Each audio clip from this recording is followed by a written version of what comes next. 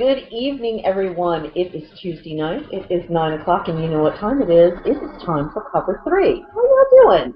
It's Miss M, your girl, live from my living room in the Washington, D.C. area, where, by the way, I don't know if you've heard, but there was another Monday night miracle where my Redskins beat a certain team in Tejas. And that's all I'll say for right now. Yay! But the bigger yay actually is that we have one of my most favorite Pats fans ever back on the show. It's Erica Anderson. Erica, welcome back, my dear. I'm glad to see you. I'm glad to see you. Thank you. Hello, everybody out there. Very just excited. I know, it's been a very exciting week. There have been I'm telling you, this is the topsy-turvy, nutsy-cuckoo, what's left is right and what's right is left world of football again in week 8. Yes. I don't know what the hey, but I mean, let me get my eyeballs on here. We have, and this is just a few of them, 1, 2, 3, 4, 5 games that I figured that we would just start off with that were 20-ish plus points spread between the two teams. And I don't know, man, but poor St. Louis. I mean, I don't think anything is going to go right for them this year because they got slammed 34-7 by Kansas City. Yeah. I'm sure that it does not break your heart that the New York Jets lost to Buffalo 23-43. It was a perfect week. The Pats won and the Jets lost. It was a perfect week. See, there you go. And that's all that matters when it's your most heated rival. You don't. It just makes life so much better. It's like they were saying on the news tonight. If you notice, people in rush hour traffic were letting you cut in, and people were merging nicely, and there was no horn honking. Then you knew that it had to be a good week for the Redskins. But I digress. So the other games were New Orleans 44, Green Bay 23. Wow, that game was, first of all, thank you, Eddie Lacy. Okay. Yep. Yeah, I got some good points from Eddie Lacy, but I cannot believe how Green Bay just sort of it seemed like they were spinning their wheels.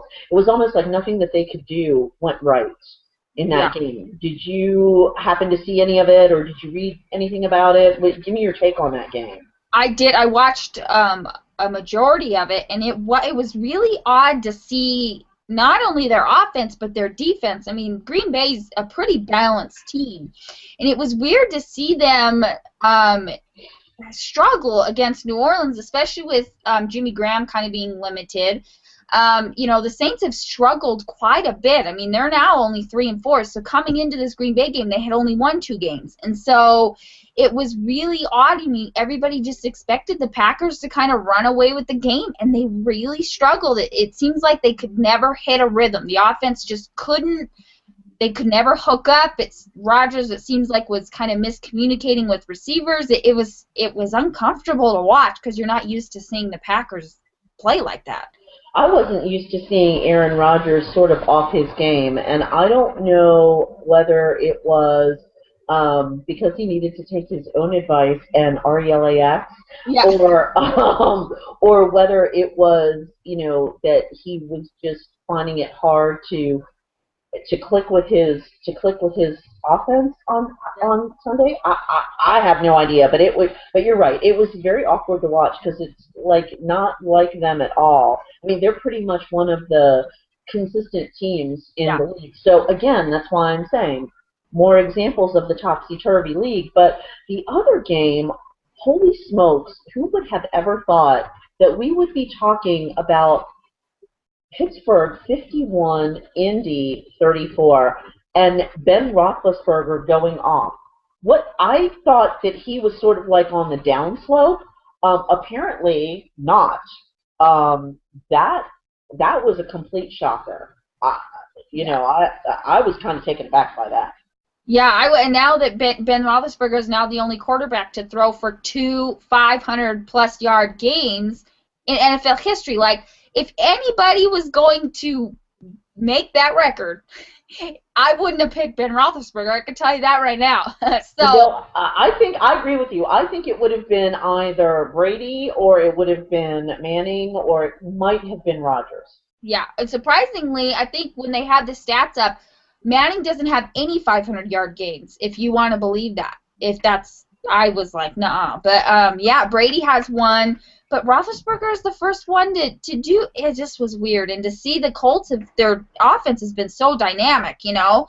And, I mean, I'm not a Colts fan, so I could care if they win or lose because Luck got me a bunch of points regardless of the loss. So thank you, Andrew Luck. But it was definitely another weird one. So. No, it definitely was. And then, I don't know, this may be a game that you might be slightly interested in. So I hear that there are some boys from New England in red, white, and blue who scored 51 points against Cuddy and his Bears, who only scored a paltry 23 and didn't get to 23 until late in the game. So give me your take on that. Tell me, give me your analysis of that. I'm sure you studied that one inside and out. Yes, you know, I didn't get to watch the game, so I had to look, you know, I had my phone and had my app, and I was like, it was weird. But anyway, so they just were connecting. And this is usually the time of year where I feel like, you know, this happened last year. The first part of the year, everyone's like, oh, the Patriots are done. Tom Brady's over the hill, blah, you know, a bunch of crap essentially. But, you know, this is the time of year where the Patriots hit their stride. I think that they get comfortable. They, you know, they're typically, they trade out their receivers a lot. So I think that this is the time where they also get lots of chemistry with the receivers. And they could do no wrong. You know, it was one of those games, and I loved it. It was just awesome. And when the Patriots play like that, I would put them up against anybody. I would say if they could play like that every single week, they'd win the Super Bowl. Honestly, I mean, when the Patriots are the Patriots, they're unbeatable. I really believe that. And so it was exciting to see them play the way us Pats fans knew they were capable of all along.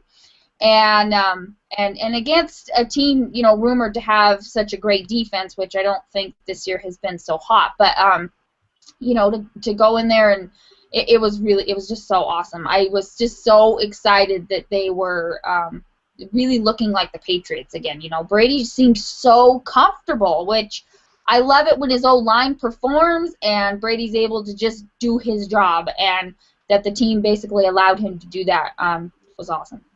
Well, and I'll tell you that it seems to me like this happens to be the time of year where the Pats almost go on autopilot, where it's not, they don't have to expend a whole lot of effort because everything that they have been trying to get in sync all season long matches up, and everything just sort of kicks in and they coast. Yeah. One thing I can tell you was that, I don't know, I was very taken aback because not only did Bill Belichick smile on the sidelines, but he dapped Gronk up. Can you believe that? I didn't know what to do. I mean, Bill is just turning into a party guy. I don't know what y'all have done to him, but he has turned into a party guy. And Gronk, hello, I would say right now, if it were time to vote right now, he's comeback player of the year. Yeah. He gets my vote. Yeah. It's exciting to see Gronk at full health now. Hopefully he can stay that way. He usually gets hurt the latter part of the season, so this is a scary time usually for Pats fans in relation to Gronk. But I'm excited to see him getting comfortable again. You know, he's just such a beast. I mean, you see him push off that linebacker or whatever that's chasing him down. He caught that ball and he was like, "Get off me!" Like it was a 5-year-old grabbing his leg. It was awesome. I was like, "Oh, this is beautiful." So it was awesome. I got to watch, you know, clips and stuff, and how Lamar Houston injured himself Tulloch style after celebrating his sack on Garoppolo. And I would never wish anybody pain or hurt or an injury. Don't get me wrong. But it's like you'd think people would learn. Like, don't celebrate stuff. He tore his ACL celebrating that sack. That's what we call karma. Yes. Yes, exactly. So, yeah, I think that's a beware to defenders everywhere. Do not celebrate sacks. You're liable to blow a knee or something. Well, and talking about injuries, man, the injury train just is rolling, rolling, rolling on through. Yeah. Jake Long from St. Louis, torn ACL, gone. Patrick Peterson, man, he got really knocked for a loop in Sunday's game. Vontae Davis, right knee. Nick Fairley, knee injury. Luke Jokel, concussion. Doug Martin, ankle injury. And then, of course, Tony Romo last night. And here's something interesting, actually, that I wanted to ask you about injury-wise, because we broached the subject a little bit, but, yesterday, leading up to the game, it was, Robert's items are in his locker. He's gonna play. He's gonna come in. No, that game was a nothing game. And so tell me your take on, after what seemed to be a nothing hit. I'm sure wrestling around, you've taken a knee in the back. I know I have.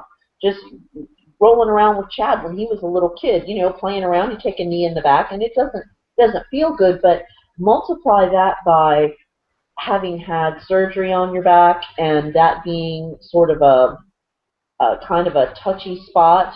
Do you think it was right for them to allow him to come back into the game last night?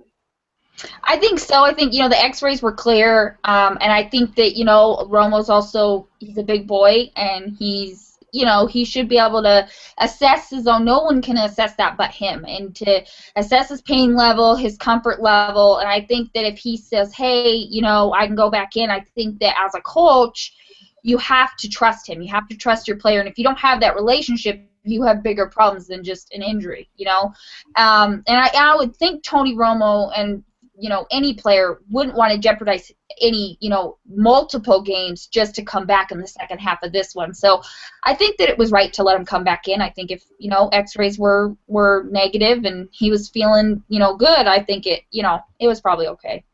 And see, and so I totally respect that point of view, and I hear what you're saying.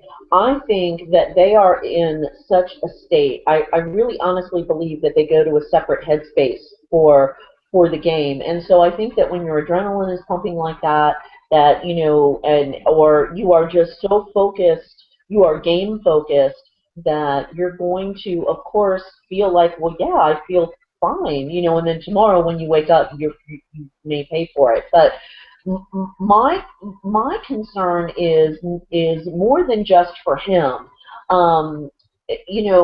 How many minutes was he out of the game? It had to be at least, and I could be wrong, it had to be at least like 15, 20 minutes, maybe longer, that he was out of the game. He cooled down by then, He and you could see that when he came back, it was almost like he had done his post game cool down, and that it was a little bit harder for him to get in the groove. Which, don't get me wrong, I mean, I was very happy about that. Not that he was hurt, by the way. And let me just make that clear. I think I said many times on Twitter last night, as I was live tweeting with the game, that not a big fan of anybody getting hurt. And really, folks, I mean, if you ever happen to be with me and I'm watching a game, when I say rip his leg off and beat him over the head with it, I don't mean that literally, okay? It's just like it's a football expression. Right. But, and I just thought that maybe for the sake of his team, Brandon Whedon wasn't doing a horrible job, but of course, again, I'm a little biased.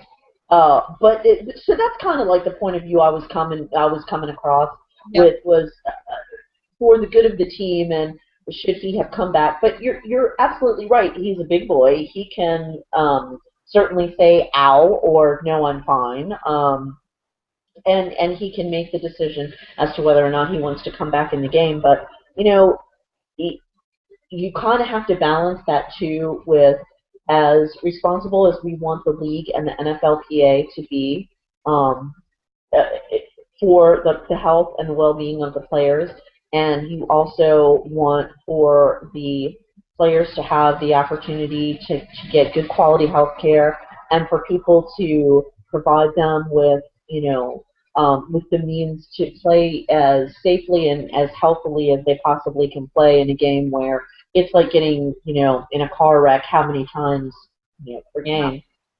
So, but speaking of Monday Night Football, it was fantastic. Mhm. We, I have to say that I am very, very pleased with the fact that Hazlitt seemed to pull his head out of the very small orifice in which it was lodged there for a while, and I think that he made some good choices. Um, you cannot have watched that game last night and saw that Des Bryant only had 3 catches for 30 yards and not give Bashad Breeland, number 26, from Clemson, by the way, rookie, you can't help but give him kudos. I think that old boy thought, I'm in the clear. D'Angelo Hall's not playing, so I'm going to be all over this rookie. Well, guess what? Not so much. Yeah. I think that Fashad really stepped up. David Amerson stepped up. I think I was kind of screaming at the television, why are you laying off why are you laying off the blitz? Why are you, pressure, pressure, pressure? You got to keep, exerting pressure on these guys. And it wasn't happening there for a while. There was some sloppy play on offense. But I don't know how it happened. We pulled it out. Oh, yes, I do. Oh, I don't know. The last series the last Dallas series in the regular time, Oh yeah. um, there was a huge holding penalty in the end zone, and anyway, we won the game. So yay, I'm happy. Ha ha, Tony Romo. Ha ha. I Not can that you're tell you hurt. I'm very thankful to the Redskins defense for keeping Des Bryant from scoring because the guy I was playing in fantasy football had Des Bryant, and so when I saw that he had like 9 points for Des Bryant, who was projected to get like 15, I was like, yes. So it made my lead that much better. So I was pretty Nice. happy. Nice. Yeah. Well, I won by like the skin of my teeth, and I had up until probably late third, early fourth quarter last night, Zippo, that many points for Jordan Reed, and maybe one, if that, one whole point from Pierre. Yeah. And so I was not very happy because I thought, "Oh, Yeah. I'm gonna lose." But thankfully I did not. So in talking about our games and, just all the injuries that have come about and talking about the wild scoring that's been going on, and let's talk about some of these league leaders. Now, who would have thought, and I said this a minute ago when we were talking about the game, but who would have thought that these are the 3 names who are your leaders for week 8 in the NFL for quarterbacks? Are you ready? I'm Number ready. 3, Nick Foles, number 3, with 441 yards, 2 touchdowns, 2 interceptions, 0 sacks. Wow. Number 2, who do you think number 2 is? Um, Number 2, I'm going to say is Manning. Nope, nope, nope. Aaron Rodgers, go figure. 418 yards, 1 touchdown, 2 interceptions, and 3 sacks. He was sacked 3 times. Poor guy. And then, shock of all shocks. Oh my Uh-huh. God. Ben Roethlisberger, 522 yards, 6 touchdowns, kids. Count them. This many plus this many Yeah. touchdowns and 0 interceptions, 0 sacks. Now, this is a guy who didn't have the good common sense to wear a helmet when he was riding a motorcycle and got into an accident and probably scrambled his brain a little bit. I think that maybe is part of what his issue is. Yeah. But, who would have thought? Because he really, if you think about it, has not done well for some time. Yeah. So I'm a little bit shocked by that. I don't know. I don't know about you. I was shocked. I was really surprised that he put up those kinds of numbers. It was just, the Steelers have been very anemic. They have been just very a no-show, essentially. You just, for the last couple of years even, there hasn't been much to them. And so for them to just all of a sudden come out and just, especially wearing those hideous uniforms. Oh, I mean, maybe he just needs to wear the Bumblebee uniform every week because, man, that hurt your eyes to see, But, yeah, I mean, I guess we'll see if this is going to be, if it was kind of a one-off or if this has been Roethlisberger making a comeback. But I guess we'll have to see. well, you know what LL Cool J says, right? Don't call it a comeback. What's that? Don't call it a comeback. Have you ever heard? Never mind. Anyway, so let's talk about running backs now. Running backs, I'm only going to give 2 for running backs because I don't want to talk about that doo-doo head in Texas. But so number 2 running back for Week 8 is Arian Foster. Yay, Arian. Yeah. Namaste, Arian. And Arian had 20 attempts, 151 yards, 2 touchdowns. And then another guy that we have not heard from, at least in a solid, consistent, positive way, Mark Ingram, 24 carries, 172 yards, 1 touchdown. So those are your 2 leaders from Week 8 running back wise. You guys are having some trouble with your running game. Ridley is out for the season. He basically blew his knee out. I think he tore his ACL and his MCL. And Vereen was kind of a filler back mostly. We use him on certain third down situations, things like that. But Ridley was our main back. For him to get hurt was a huge blow. We called up, I think, Jonas Gray. He's played the last couple of weeks. He's been I've been impressed with, coming up from the practice team, being decent. I can't remember his name, but we had a running back, unless Jonas Gray's the running back from Notre Dame. I saw him in a game. It was pretty solid. So, hopefully, how Bill Belichick is. He kind of stockpiles talent and hides it away, and he brings them out, all of a sudden you're like, whoa, where did you get that from? But that's just how he operates. And, we seem to be balancing it okay with the way we played against Chicago. We have to be careful when we play the Broncos next Sunday because the Broncos got the read on Brady. They're going to get the pressure on him. And if we don't have a solid running game to take that pressure off of Brady, we're going to be in trouble. You can't throw every single down and expect to win a game. It's not a strategy that works well, especially with the way our receiving core has behaved so far. So hopefully we're able to figure that part out. But, yeah, we've been hurting for sure. Yeah, and you know what? We can't seem to get our running game in a solid forward motion. Last night watching my timeline, everybody wants to rip on Alfred Morris, and it really I've reached my saturation point with that. If the quarterback, no matter who that may be at any given moment, because it's been a revolving door at quarterback this year. But if the quarterback doesn't even have time to release the ball, and they're not blocking for him, how in the hell is Alfred supposed to secure the ball and get moving? Find a hole.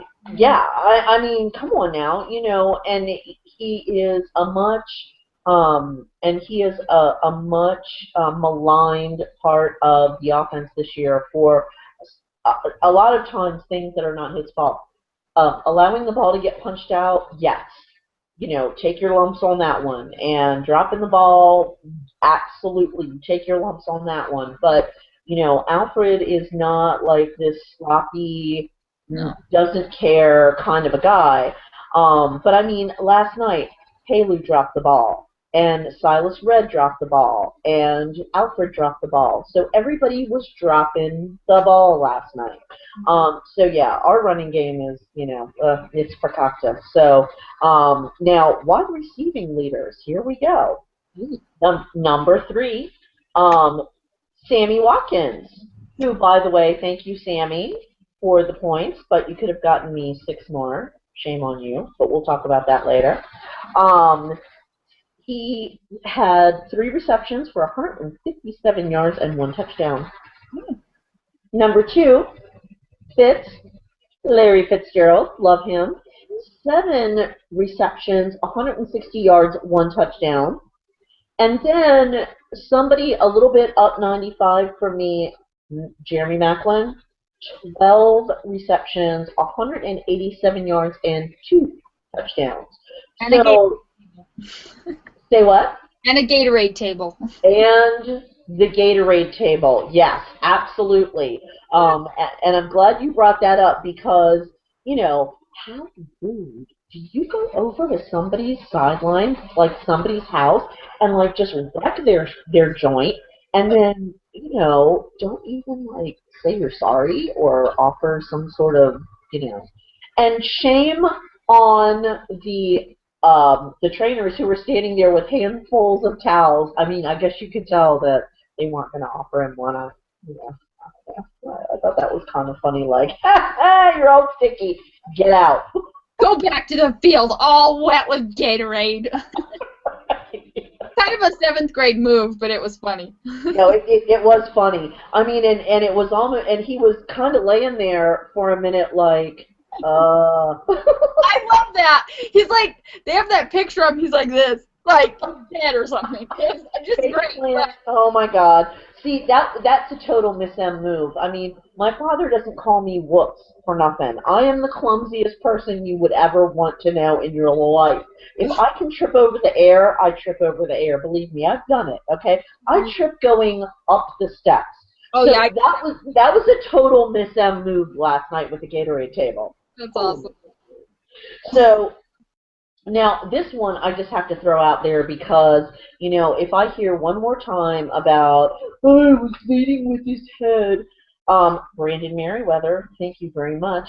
Number 3 on the sack leaders charts this week, he had 2 sacks for 19 yards lost, plus 1 QB hit, plus 2 forced fumbles, and 1 fumble reception. Good on you, Brandon Merriweather. We love you, and I didn't see you leading with your head. I think people are, we've talked about this in the past, making judgment calls based upon somebody's past, so shame on people who are doing that. So, it's just really weird to see some of these names on the leaderboards. I think that it's interesting to me that we're starting to see more of a rotation of names, that it's not just the same names that we've seen over and over and over and over and over again for the past however many years. And to me, that signals something that is happening in the league, and that is that a significant number of folks are heading toward the middle to the end of their career, and enough new guys are hitting their stride that we're starting to kind of see like this convergence of talent on their way out and talent on their way in.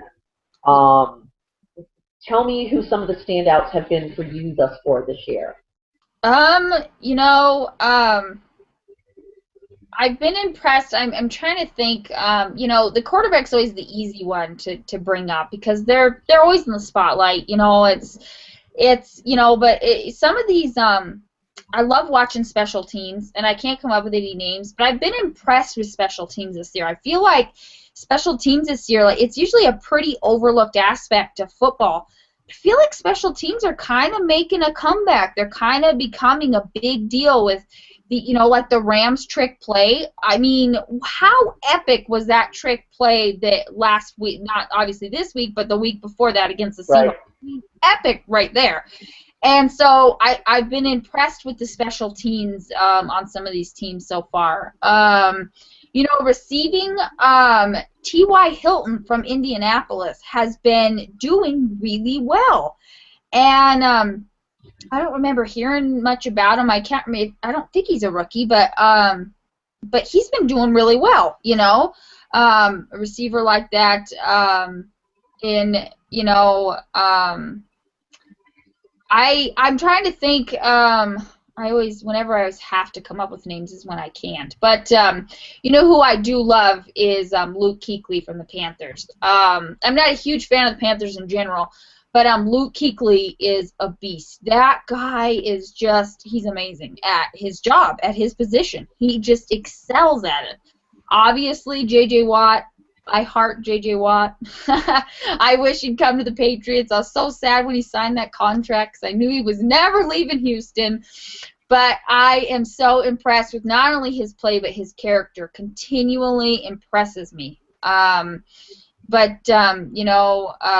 Bell he plays for Pitt now. He used to play for Denver. I've been impressed with him. He seems like he's been putting up consistent numbers. So those are some things that I think have really stuck in my mind. Right. Well, so T.Y. did really well last year as well. He started kind of on his upswing last year. Le'Veon Bell is definitely having a really good year in Pittsburgh. Although with the whole weed debacle at the beginning of the year, don't even get me going. It was interesting to me to see how Luke Kuechly is in the exact same situation this year that I think J.J. Watt was last year. Not in terms of the record, but in terms of the one recognizable person outside of the quarterback, or even instead of the quarterback, who was a standout. And was doing a really good job. And the one recognizable name that you say, Luke Kuechly, from Carolina Panthers. Yeah. And I can tell you that their defense, I have I've got the Texans defense and the Carolina defense in fantasy, and I can tell you that Carolina defense came out of nowhere and got a metric ton of points, and then of course, not so much, and then they do really well, and then it's like not so much. And so but J.J. Watt, he's going to be a perennial. He's going to be a name that we're going to hear, whether the Texans do well or not. I think that he's going to be a guy who's always going to do well, and I love the fact that he has a work ethic, and he talks about how what was it? Why he doesn't have a girlfriend, or there will be time for women and getting married and partying and all kinds of stuff when I'm not playing football. But right now I'm playing football. So I love his work ethic, and who doesn't love J.J. Watt? I mean, if you don't like. That's almost like being un-American if you don't like J.J. Watt. You're a communist if you don't like J.J. Watt. That's right. Yeah. I loved his, did you see that thing about the selfie? Yes. That was the best thing ever. And his thing at the podium, and they're like, well, what? He's like, well, they posted selfies, and he goes, I take my job very seriously, and I work hard at it, and this guy needs to know. He goes, welcome to the NFL. I was like, I love that. It was beautiful.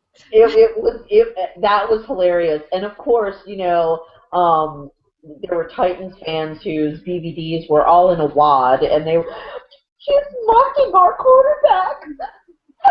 That's awful. He's mocked him twice now. No. Get over yourselves, really. Come on now. JJ is gonna say it like it is. I mean, if if he mocked somebody, suck it up. Everybody's quarterback gets made fun of, for God's sakes. Your quarterback get made fun of. My quarterback and his knee get made fun of all the time. All the time. Oh my gosh. I just talked to somebody the other day that my kids go to school, her kids. And she's like, I hate Tom Brady. And I was like, why do you hate Tom Brady? He's such a whiner. And I was like, we can't be friends anymore. Get out of here. Your son better not sit by my kids. Oh, man. I was like, whiner. And that's like one of the biggest things I always hear. Tom Brady's a whiner. You might as well wear a skirt out there. Blah, blah, blah. And I'm like, that's it. Get away from my presence. You're lucky there aren't knives around. Because it's about to get real. So. Well, and, really, and we've talked about this before, and we both said how much we like him and we respect him, but, oh my God, Peyton, lighten up, bruh. I understand that people were cheering for you, but really, this? I know. He's freaking. It makes you look like you're what are you trying to take flight? What the hell, Peyton? Come on now. Man. Oh, and then he was like, I'm going to talk to that scoreboard operator. I was like, I would not want to be that guy. He's just trying to run the scoreboard. I mean, I think that that whoever dude is who was running the scoreboard had better be prepared to hear from Peyton F. Manning. That's right. Bundle of fury. I mean, but honestly, oh my God, that was just hilarious. And all of the memes that have been coming across with him, like all the vines and everything that have been coming across with him doing that, I have just been rolling watching these. Yeah. Hilarious. So let's talk about, speaking of which, let's just talk about some of the moments from this week. So of course, obviously the whole JJ Watt selfie thing. Yeah.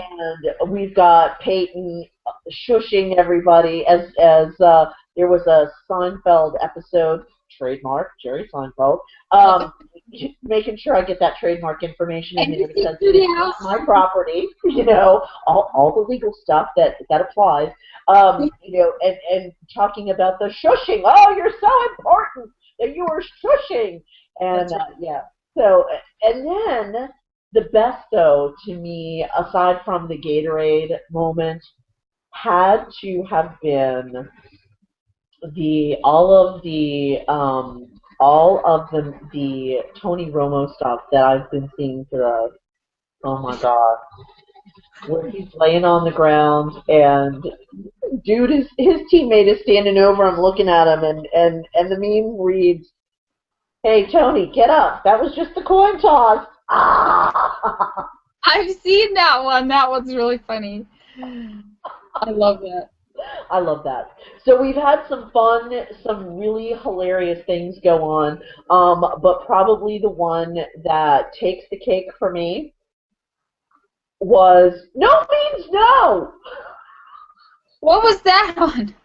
Oh my God. So last night, after the Redskins game, Colt McCoy obviously was doing his interviews with yes, I someone saw on the field. Mm-hmm. Okay. Mm-hmm. And then somebody weaseled their way in and popped up in front of Colt McCoy with the camera and a microphone. And dude, senior vice president, which, oh my God, he is never going to live this down ever, comes running over there and he was like, I told you he has someplace else he's got to be. And he grabs Colt McCoy and drags him from in front of the camera and away from dude with the microphone. And dude with the microphone is standing there like this. He's kind of like, And so Redskins PR senior vice president or whoever he is whips around and looks at dude with the microphone and he goes, no means no. And he shoves Colt McCoy like toward the sidelines and away from this guy. Like, let the kid have his moment, for God's sake. He has plenty of time to talk to everybody. If you guys are afraid that he's not going to make the bus back to the plane or whatever, then, tell him, kid, only answer 2 questions apiece or something like that. But, oh my God, the no means no. Oh, hilarious. Wow. So much. No, seriously. I mean, and it kind of makes as if the Redskins organization needs any other way to look bad, right? But it kind of makes us look bad. When your personnel have to be kind of that bitchy about it. So that to me was my ain't that a bitch moment of week 8 was the no means no. It's always interesting to hear the funny things that come out of all of the different games from the various happenings around each week in the league, and of course it always provides us with fodder for our play on playa and our playa please. So without further ado, why don't I allow for you to tell me who your nominees are this week for both play on playa and playa please. Take it away, Miss Erica. Okay, so playa please, seriously, okay, because this is a big are you kidding me as well. Sammy Watkins, dude, you get the ball.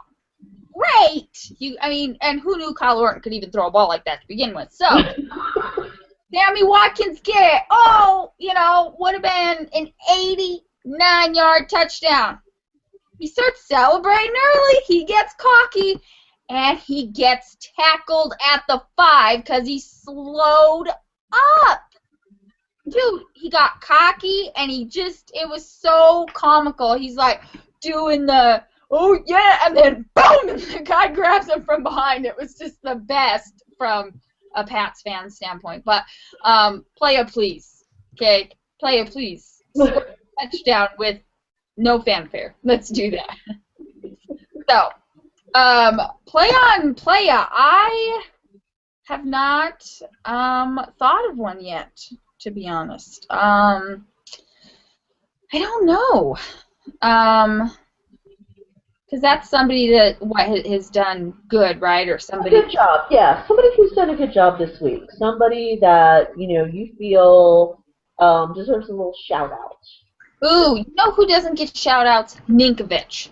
I love me some Nink. Oh, he stripped the ball from Cutler and then picked it up and ran it for a touchdown. Oh, it was beautiful. And I just love Ninkovich because he's so, he's a big guy, but he's kind of unassuming, He just goes out there and he does his job. He doesn't really get the recognition and praise. He doesn't, tear his ACL celebrating. He just does his job, and I loved watching him strip, Cuddy, who, as you know, is probably one of my favorite people ever. # sarcasm. But it was beautiful. So that's my play on playa. Yeah. Well, and I have to say that being a fan of sarcasm and a person who speaks sarcasm fluently, I'm shocked and horrified that Cuddy is not one of your favorite people because, you know what? He's the biggest crybaby powder in the whole wide world. But damn it, if I don't love me some Cuddy, I cannot explain it. I don't know why. I guess it's because, you see, he's a professional football player, and he's smoking, for God's sakes. What the hell are you thinking? I know. And I, I was teasing that probably Sunday was like a 2 or 3 pack of smokes game for him because he was very stressed out. So, well, let me just tell you that my playa please has to go, and I think that my girl Sonia would agree. She is a huge Detroit Lions fan, and I have to give my Playa Please award this week to defensive tackle C.J. Mosley. Dude, first of all, You were on a business trip, okay? The commissioner was with you in the same, like, area, maybe not in the same hotel but in the same city, for God's sakes. Yeah. And you did something that apparently is so unspeakable that Jim Caldwell won't talk about it. All he's telling people is that you're suspended for 2 weeks and that he's not going to get into it, that the team released a statement and that's that. So I hope whatever it was worth 2 weeks because, man, you got yourself into some serious trouble. To be sent home from England? Dude, you were in London. How many people would love to go to London? I don't know. Raise your hand. I sure as hell would, right? Right. So, play it please. What were you thinking? Come on, man. You know, Professional. I and for Coach not to want to talk about it is just even. It's like it makes me perk up even more. It's like, what does he do? Yeah. Well, how come you won't talk about it? But it. right, exactly. So I have to though give, and I'm going to be. Now he hasn't been here in Washington for a really long time, so this is only semi-homer. But I'm going to have to be a little bit homer um, for my Play on Playa award this week, and that's going to be to Champ Bailey, who it was announced today after 15 years in the league is going to retire from football. And I have to say that he has had a really long and very prosperous career. I think that probably one of the saddest things for me is to see when a player starts to sort of hit the downswing of his career, and I hope for him that he will be a first ballot Hall of Famer because I certainly think that he played up to that level. And I wish him well. Happy trails, via con Dios, and play on playa. I think that you did an excellent job, excellent job while you were in the league. So, happy trails. So now we have just finished up a really interesting week, and we didn't even touch on the fact that there was a Sunday morning game, which yeah, and thankfully I don't think that they would put a Sunday morning game here on the East Coast because then it would be, um, really early for Pacific people. Although maybe they would, I don't know. But it would be like basically a Saturday night game for the folks in Hawaii, if you think about it, right? Really? So tell me, you guys have a really huge game coming up this week, and I'm hoping that we're all going to get to see it. I don't know. I know it's not the Monday night game, but I'm hoping that it might be the Sunday night game. Although I don't remember on my pick'em if that's what it was. So tell me a little bit about your upcoming game between New England and Denver. Yeah. So yeah, the New England Denver game is nerve-wracking to say the least. We played them last year. Went into overtime when Welker, because we were in Denver, Welker muffed the punt or muffed the kickoff, something anyway. Muffed it. We got possession and caused us to go into overtime, and we ended up winning. We were down. Had to have been over 20 points, and we came back. It was beautiful. It was heart attack inducing, but beautiful. So this year is a little nerve-wracking. Chandler Jones is out for at least 4 to 6 weeks with a hip injury. He's a huge part of our pass rush. He's huge in getting to the quarterback and causing, just different things. And if you want the Broncos to lose, you have to get to Manning. That's it. I mean, the key to a loss or the key to beating either Manning or Brady is getting to them. You have to knock them down. You can't give them time in the pocket. They're slower than an 80-year-old man, so you have to flush them out of the pocket. I mean, that's just all there is to it. They don't do well if they can't just remain pocket passers. So I'm a little nervous about our ability to stop Manning. He has so many offensive threats. It's ridiculous. Between Julius Thomas and Demarius Thomas and Emmanuel Sanders and Welker, I mean, right there, those are 4 big threats, not to mention they do have a running game. So I'm not that nervous about our offense. It really, for me, comes down to our defense. And if they can perform like they did against Chicago, great. That would be awesome. You know, in the Chicago game, it didn't seem like we were suffering a whole lot without Chandler Jones, and obviously Mayo's out as well, which is a huge blow to us. So that's huge. It is. That's almost like you guys having been without my boy Vince Wilfork all last season. Exactly, and it's hard because we're really thin at linebacker anyway. So, it is a huge game for us. More than we're 6-2 now. Another loss wouldn't be a huge deal, but the fact that it's a loss to the AFC's leading team is what makes it a big loss if we were to lose. So I'm hoping we can hold our own.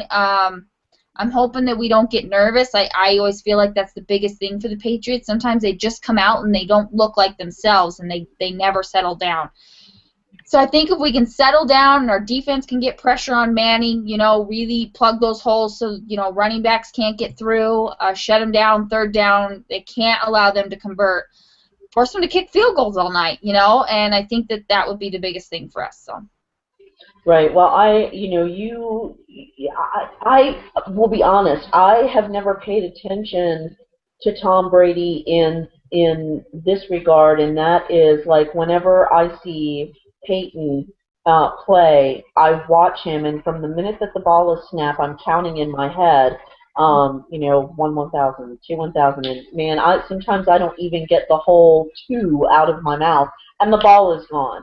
Mm-hmm. So I don't know how quick Brady is with his release, but I think that Peyton may be faster in that regard. So yeah, anything that you guys can do that will disrupt that is definitely going to be a plus for you. But I think where you guys are probably at a disadvantage is I don't think that Tom Brady feels as comfortable with his weapons as Peyton feels with his. Definitely. That is. And I think that your running game has been disrupted enough with people being injured and just, sort of the round robin. And believe me, I know because I've got Shane Green on my fantasy team, and I can tell you that, I know that he's not the be-all, end-all for your running game. So I think that's another place where you guys are at a disadvantage. But I never count Tom Brady out. I never count him down and out because he can always find a way to get it done for sure. And I, of course, my emotional ties are to Peyton Manning, just simply because I thankfully when he was with Indianapolis, I got to see him a few times play live. When they came to FedEx Field. So I was very fortunate in that regard where I got to see probably one of the greats of the game play. And so my emotional ties are with Peyton. But, I don't have a problem with the Pats. So it'll be an interesting game for me to watch because it is 2 of the best going head-to-head, and again, I honestly hope that we're all going to have the opportunity to see that game. I hope that it is going to be. Is it the Sunday night game? It's 4:25 Eastern. I wonder if they're going to show it. I hope they do because I would really, really love to see that game. Yeah, I would imagine it's a pretty in-demand game, like you said. The 2 best quarterbacks, arguably in the league right now. We Pats are definitely at a disadvantage. We're not, we're going in the underdog, which isn't real, isn't a position the Pats are usually in. But on paper, they're the better team for sure. But like you said, you can't ever, count Brady out. I've seen him win a game in 10 seconds. I think they scored 3 touchdowns in 51 seconds last Sunday. Oh my God. Yeah, they scored 3 times in 51 seconds. So, I mean, they play like that, then, so it's something we're going to have to see which New England team comes out that day. So are you gonna go as far for week 9, since technically it's Tuesday. I mean, week 8 is over, so we can technically call it week 9. Are you ready yet to say that the AFC Championship game would be these same two teams? Um, yeah, I'd say I could be relatively confident that these two, I think they're the best two teams in the AFC right now. I really believe that. Um, the Chiefs didn't look too bad this year, but the problem is the Chiefs either have to get a wild card or they have to oust the Broncos from the division, which I don't see happening. Mm-hmm. And the Texans are good. Well, that's not. If the Texans could figure out their abysmal quarterbacking issue, they could have a really good team.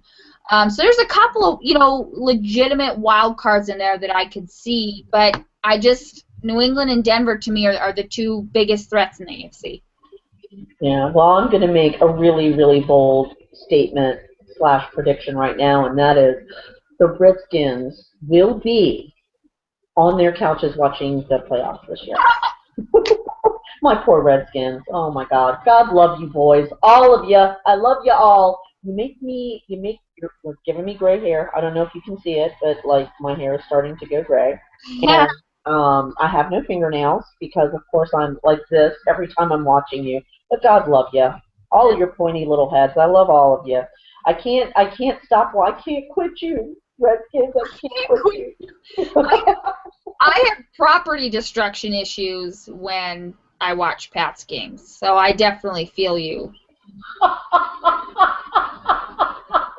Do we have to remove like all the sharp and breakable items from your general vicinity when you watch football? I mean, it even goes water bottles fly. So boy. it's I threw a quarter at a friend once. I wasn't aiming for her, but I slammed it on the table and it bounced up and hit her. So she's like, okay, let's take your knives away. We're gonna take your quarters away. So it's I dear. feel the anxiety and the stress your team can bring. Yes, and it's but they're my team and they're like my family. I can say whatever I want to about them, but if somebody else does, then you're going to see my ass quickly jump up on my shoulders, and I will have my finger pointed in your face, wagging it about saying something bad about my team, my family. That's right. It is almost that time. I want to give you the opportunity. I think our viewers already know about you because you've been on with us. But please remind us where we can see you, where we can find you on social media so that folks can chat football with you. Yes. So at Pat's Fangirl 12 is my personal Twitter handle. At GridironGirl.org is I write for Gridiron Girl, as most of you know. So I also do the Gridiron Girl Twitter. So when you get on there, a majority of that is me, which I have to be a little more appropriate and business-minded when I tweet from there. But you can find me there too. GridironGirl.org, the Pro Talk section in the University of Washington if you're interested in college football. And I try to get it out weekly, but it hasn't worked out so far. Just I had some health problems, but I try to do a weekly rant called Are You Kidding Me? And I will have one out this week. We have some juicy ones.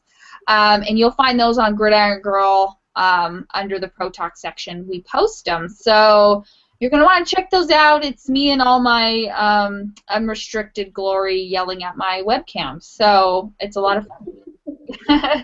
Well, and I have to say that those are, when I'm watching, I'm like, yeah, I know. So yeah, I'm right there with you on the Are You Kidding Me? So absolutely a blast as always to have you come and join me. I'm so thankful that you came back because I know that you were, like you said, dealing with some health issues, and I'm glad that you're back on your feet and that you came back to Cover 3. And I just want to say to all of the viewers out there, thank you so much for your continued support, for your tweets, for your messages on social media, for all of your encouragement in helping keep the interest going with Cover 3, because as I told you last week when I flew solo last week, that not having the support of a big organization is kind of tough when you're trying to do something like this, because you got to juggle real life and real job and all kinds of other things, and doing something that you love. But this is my outlet every week, so for y'all to support it and to be so encouraging is most gratefully appreciated. Mwah. I love all of you. Cindy, I want to give you a shout out again. I hope all is well. I hope that you have safe travels back from New Orleans to Georgia, and I want to tell you that I'm thinking about you. And finally, I want to say to all of Redskins Nation, how about them Redskins, huh? We did good. Another Monday Night Miracle, and we will hopefully continue the winning trend in Minnesota, because quite frankly, if we don't continue the winning trend in Minnesota, then shame on us. So stay tuned next week. We will be back with more football fun and conversation, and hopefully you will join us at 9 p.m. Eastern Time. I am Miss M. You can find me on Twitter at DVNMSM, and I want to say again, thanks for watching. Take care, and have a great football week. Good night, everybody. Night, everybody.